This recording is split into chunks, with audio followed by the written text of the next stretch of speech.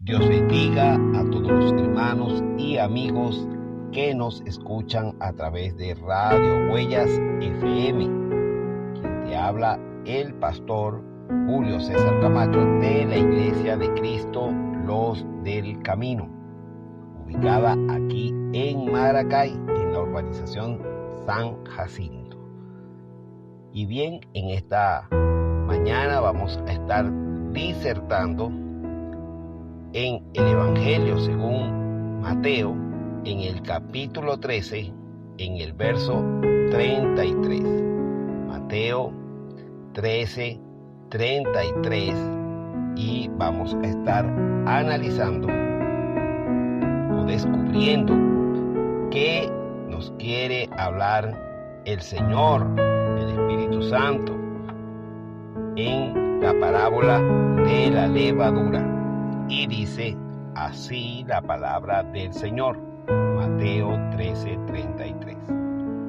Otra parábola les dijo: el reino de los cielos es semejante a la levadura que tomó una mujer y escondió en 3 medidas de harina hasta que todo fue leudado. Otra parábola les dijo: el reino de los cielos es semejante a la levadura que tomó una mujer y escondió en 3 medidas de harina hasta que todo fue leudado. Amén. Oremos. Padre, en el nombre de Jesús, estamos agradecidos de tu misericordia y de tu bondad. Te amamos, oh Dios, y reconocemos tu señorío sobre nuestras vidas. Señor, tú eres el Dios de toda sabiduría, de toda ciencia, y en ti están todos los tesoros, dice el libro de Romanos, de la ciencia y la sabiduría de Dios. Por eso, oh Señor, rogamos que tu Espíritu Santo hable a nuestra vida, nos dé el entendimiento, ilumine, oh Dios, nuestra comprensión de las Escrituras. Tu palabra dice que lámpara es a mis pies tu palabra y lumbrera a mi camino. Señor, edifícanos en el nombre de Jesús. Amén y amén. Bien, en este capítulo 13 podemos notar la riqueza de la Escritura en las parábolas. El Señor, en este capítulo 13 de Mateo, se refiere a 8 parábolas. Comienza hablando de la parábola del sembrador y da su explicación. Habla de la parábola del trigo y la cizaña y también da su explicación. Habla de la parábola de la semilla de mostaza, la parábola del tesoro escondido, la parábola de la perla de gran precio, la parábola de la red, la parábola de los tesoros nuevos y viejos, y por último habla acerca de la parábola de la levadura. Ahora, el Señor tenía un propósito por el cual Él usaba las parábolas. El Señor, al usar la parábola, tenía la intención de despertar el interés de aquel que verdaderamente quería saber y conocer acerca del reino de los cielos. Jesús dijo que hablaría en parábolas para que el que oyere no entendiere. Era el propósito de que aquel que no estaba interesado se fuera, pero de que aquel que estuviera interesado se acercara y preguntara. Y esto era lo que hacían los discípulos. Tanto los discípulos como la gente no entendían las parábolas. Cuando Jesús terminaba una parábola, la gente que no estaba interesada se iba, pero los discípulos se quedaban. Entonces los discípulos le preguntaban a Jesús, ¿qué quiere decir esta parábola? Y Jesús entonces procedía a descubrirles el tesoro de lo que estaba él refiriéndose. Les interpretaba las parábolas. Entonces la parábola tenía como finalidad esconder la verdad para que solo aquel que estuviera interesado sinceramente obtuviera dicha verdad. En Mateo 13, 34 y 35 dice de la siguiente manera: todo esto habló Jesús por parábolas a la gente, y sin parábolas no les hablaba, para que se cumpliese lo dicho por el profeta cuando dijo: abriré en parábolas mi boca, declararé cosas escondidas desde la fundación del mundo. En Mateo 13 al 15 dice: por eso les hablo por parábolas, porque viendo no ven, y oyendo no oyen ni entienden. De manera que se cumple en ello la profecía de Isaías que dijo: de oído oiréis y no entenderéis, y viendo veréis y no percibiréis. Porque el corazón de este pueblo se ha engrosado, y con los oídos oyen pesadamente, y han cerrado sus ojos para que no vean con los ojos, y oigan con los oídos, y con el corazón entiendan, y se conviertan, y yo los sane. Pero bienaventurados vuestros ojos, porque ven, y vuestros oídos, porque oyen. Así que el propósito de la parábola, de que Jesús usa la parábola, nos los da, la respuesta a esto nos lo da estos versículos. La idea era de despertar el interés de las personas que buscaban el reino de los cielos sinceramente, pero esconder la verdad de aquellos que podían burlarse, mofarse o refutar a la verdad. Entonces Jesús les habla acerca de la parábola de la levadura. Debemos entender que muchas de las cosas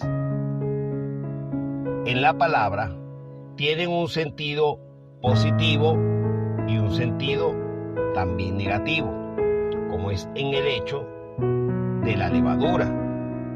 La levadura en algunas partes de la palabra tiene un sentido negativo.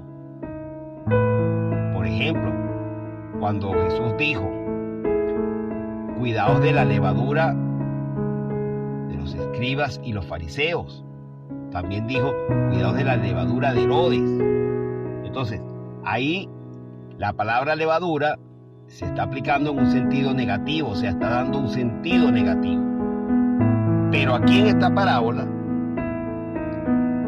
la palabra levadura tiene un sentido positivo.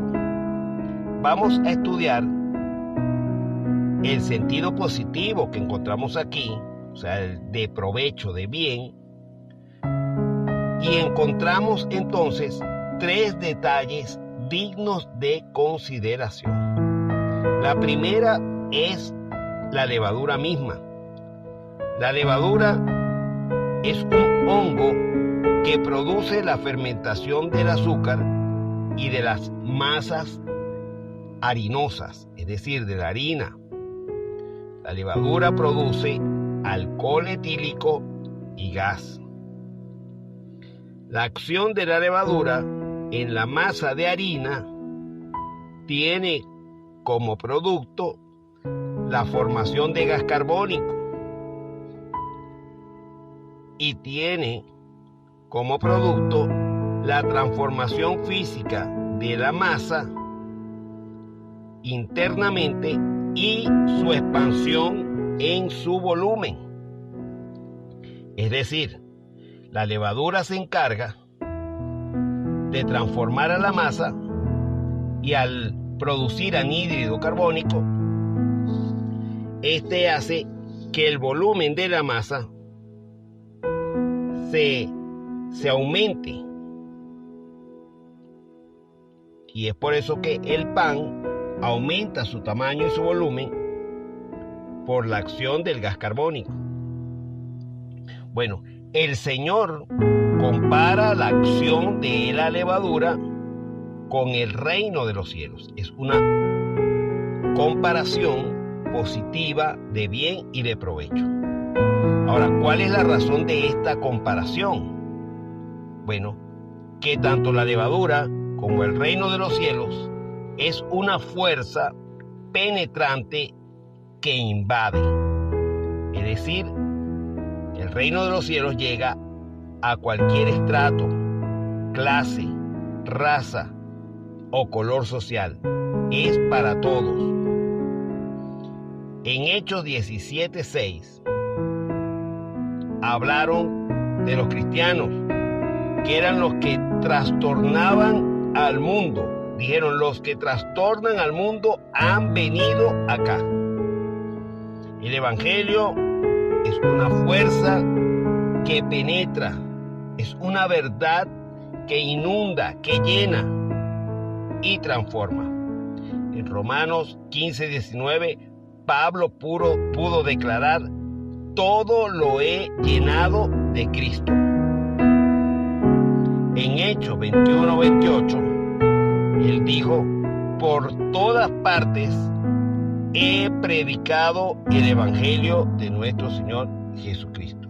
Jesús había dado una orden, un mandamiento a los discípulos. Dijo, id por todo el mundo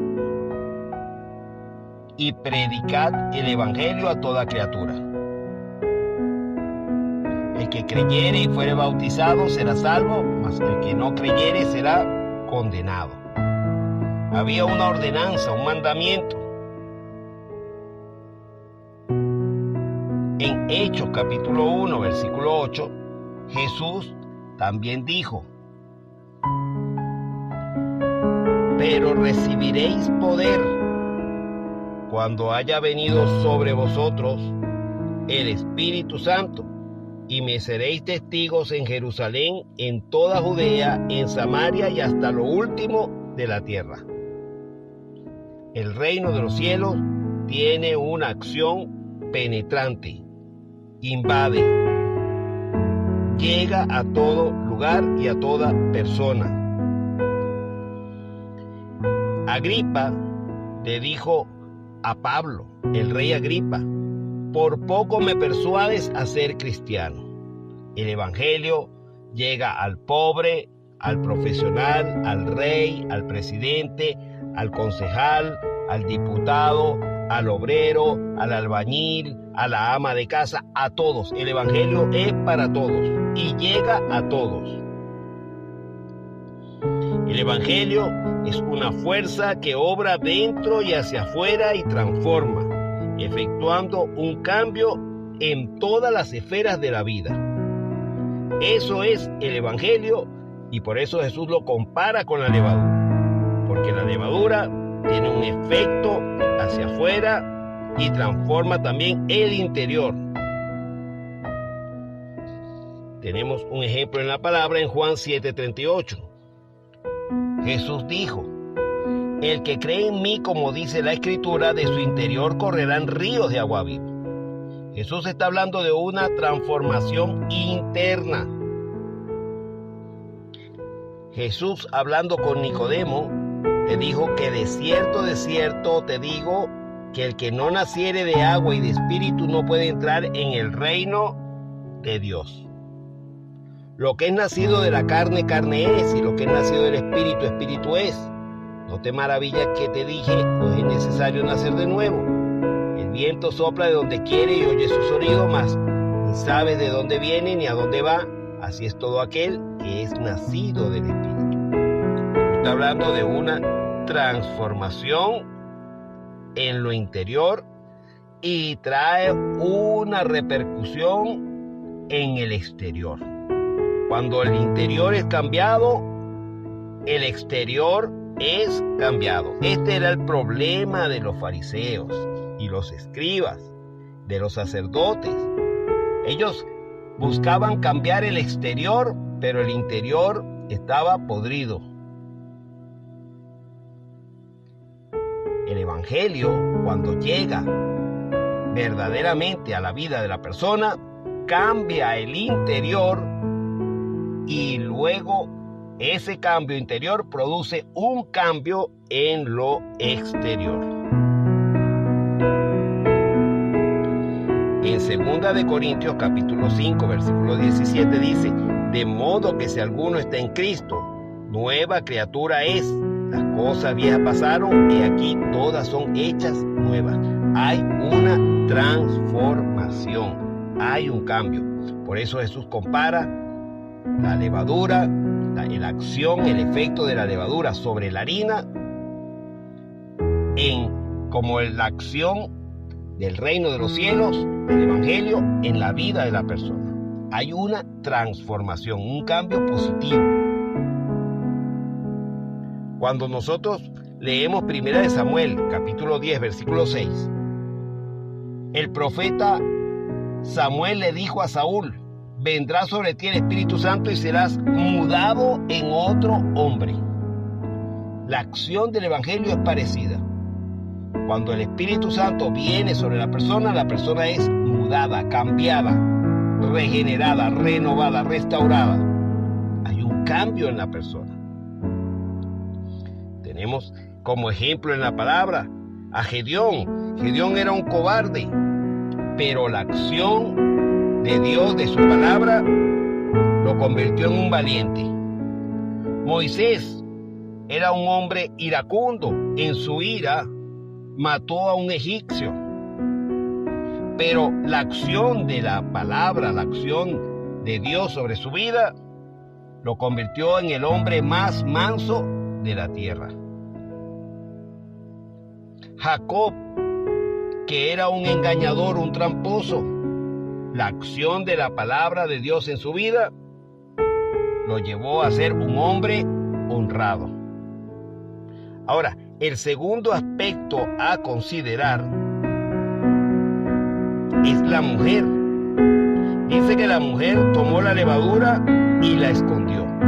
Esta palabra esconder viene del griego incrupto, que significa incorporar, añadir.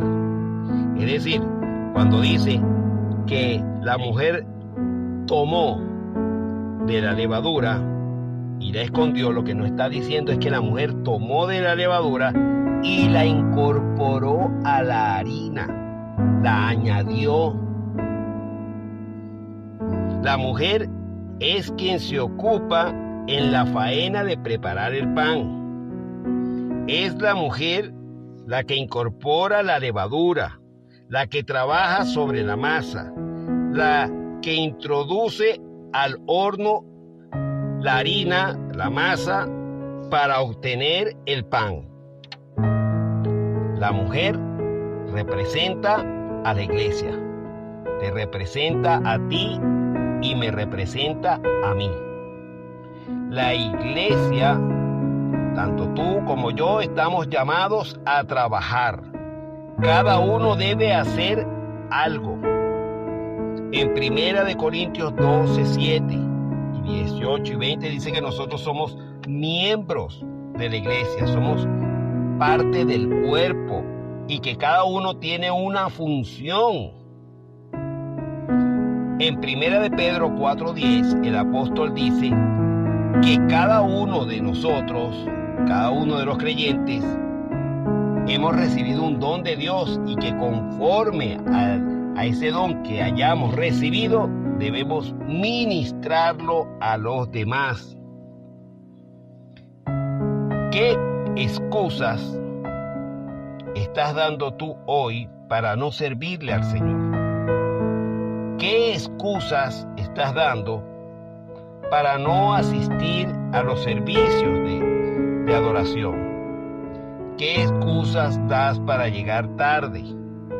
¿Qué excusas das para no orar? Para no leer la palabra. ¿Qué excusa das para no predicar la palabra? ¿Cuál es tu excusa? Bueno, Romanos 2, versículo 1 dice que eres inexcusable, no tienes excusa. En 1 Corintios 15:58 se nos dice que el trabajo en el Señor no es en vano. Entonces, ya hemos hablado de la masa, de la mujer, pero el tercer aspecto a considerar son las 3 medidas de harina. ¿A qué se refiere esto de las 3 medidas de harina? Las 3 medidas de harina equivale a una efa, es decir, 37 litros. Es decir, equivale a un pan para 100 personas. Las 3 medidas de harina equivale al pan para 100 personas. La costumbre judía era hacer pan suficiente para varios días.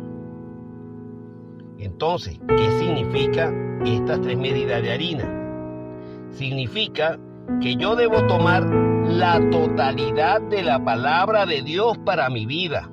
En Juan 7:38 dice la Escritura lo siguiente: el que cree en mí, como dice la Escritura, de su interior correrán ríos de agua viva. Pero detallemos la primera parte, dice, el que cree en mí, como dice la Escritura. Entonces, nos habla de la totalidad de la palabra de Dios para mi vida. Dice, el que cree en mí. ¿Cómo debemos creer? Como dice la Escritura, no como dice el pastor, no como dice el cura, no como dice el vecino, no como dice la televisión, sino como dice la Escritura. ¿Por qué la Escritura? Veamos lo que nos dice 2 de Timoteo 3:16. Toda la Escritura es inspirada por Dios y útil para enseñar, para redarguir, para corregir, para instruir en justicia, a fin de que el hombre de Dios sea perfecto, enteramente preparado para toda buena obra. Nos dice toda la Escritura. Entonces, nosotros debemos tomar la totalidad de la palabra de Dios para ser nosotros transformados y para poder transformar a esta sociedad. El reino de los cielos debe llenar todas las áreas de nuestra vida y así podemos nosotros impactar a otros. Oremos. Padre, en el nombre de Jesús, gracias te damos por tu bondad y tu misericordia. Señor, deseamos ser transformados por tu palabra. Señor, tú hablabas en parábola para que solo los que estaban verdaderamente interesados obtuvieran la verdad. Nosotros estamos interesados en el reino de los cielos, creemos en ti y pedimos tu ayuda para que tu palabra nos transforme, para que tu espíritu nos cambie y vayamos de gloria en gloria y de triunfo en triunfo. Ayúdanos, Señor, en el nombre de Jesús. Amén y amén.